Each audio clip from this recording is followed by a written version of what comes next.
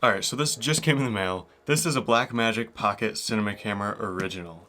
However, I don't know anything about this. I don't know if it fully functions or not. I'm gonna read the listing to you real quick. So I got this on eBay for $250, which is well under half of what these typically go for. They've gone up in price recently, and they're usually like $600 to $700. I got this for $250. So the listing, it has a few photos, no photos of it functioning, but it does say, original Blackmagic Pocket Cinema Camera, bad screen. That's the title for it.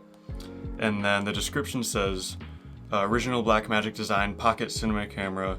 Camera turns on, sensor is clean, but the screen does not work. Nothing but camera will be shipped.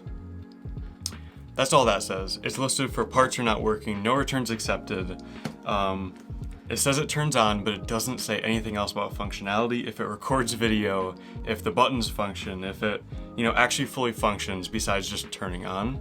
So I know absolutely nothing about this. It's in this little box. Let's get it unboxed, and I should have everything I need to test it. I have an external display here with right HDMI cord, a lens, and a memory card to see if it records footage, and then a battery on the charger right now to, actually try to power it on with.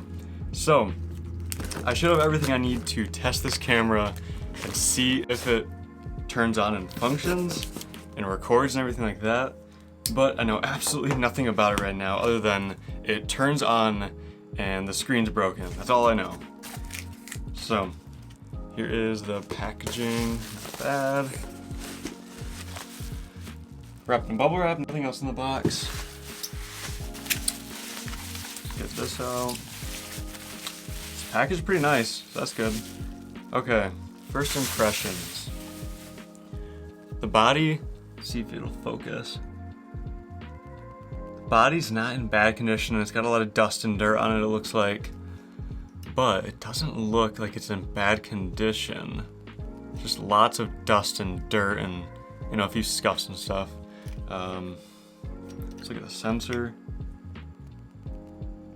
Yeah, the sensor's pretty clean. A little bit of dust in there that I should be able to clean off pretty easily. Let's see. The buttons. The buttons seem to all work. Okay, SD card battery. None of those. Yeah, it honestly looks in pretty good condition. It can definitely use a deep clean, which I'll definitely be doing. But I don't see any major damage that could cause anything bad. I actually don't even see any damage to the screen, so I'm not 100% sure what could have caused the non-working screen. The first thing I would think of is like liquid damage or a drop or a fall. There's no drop or fall damage, so liquid damage is possible, but I really don't see any signs of liquid damage just from looking at it. So it obviously still could be. I'm really not sure what could have caused the broken screen besides maybe just, it was used for so many years that it just died on them. Whoever owned it when it broke, which could be a good thing if everything else functions, but either way. All right. I guess the only thing to do is to test it. Let's get the battery off the charger. I'm gonna put this SD card in. SD card, perfect.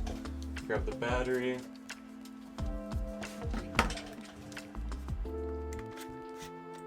Okay, battery is in. Okay, well, let's hold the power button down and see what happens. Ooh. Okay, let's see if you can... Oh, I don't know if you can see that. There's some lines on there, like RGB lines right along here, so I can tell it's on. Oh, there's a big crack all down the screen. You can't really see it until it's powered on. The backlight kind of lights up the little cracks, but it's like something hit it like right there, and it's just a little spider crack all along the screen. So that is probably what happened. It looks like something either pushed against it or just hit the screen and broke it, which is a very good sign because it means it's probably not any sort of like liquid damage or something like that. It's just something probably just hit the screen too hard. So let's get the HDMI monitor here. Turn that on. All right, monitor's on. I'm gonna plug it in and see what happens here. If it is just a screen, that'll be really great because a $250 Blackmagic camera just need an external screen and it works perfect. That is something I'm interested in because this is a fantastic camera, like an awesome camera. Ooh, look at that. Look at that. Showing all that information. There's no lens on right now, so of course I wouldn't show that. So let's get the lens on. Okay, just turned into a white screen, which makes sense if it functioned. Look at that. Nothing's in focus, but that's fully functional. That's working. Look at that. Let me get stuff in focus. Look for, like, you know, huge dead pixels or anything. Focus peaking's working. So make sure I can go through the menu and everything as well. Ooh, okay. Okay. I don't think the menu shows on the external monitor. Now, I don't know if there's a setting to change that, but the menu isn't coming up right now, which is not a good thing because I obviously need to go to the menu to change frame rate and ISO and shutter speed and everything like that. So that isn't a good sign, but the battery just died, it looked like. Yeah, it dies when I hit record. So I'll charge the battery up some more, but it looks like the menu is only accessible on this screen. Now I'm sure I can get a replacement screen and replace that.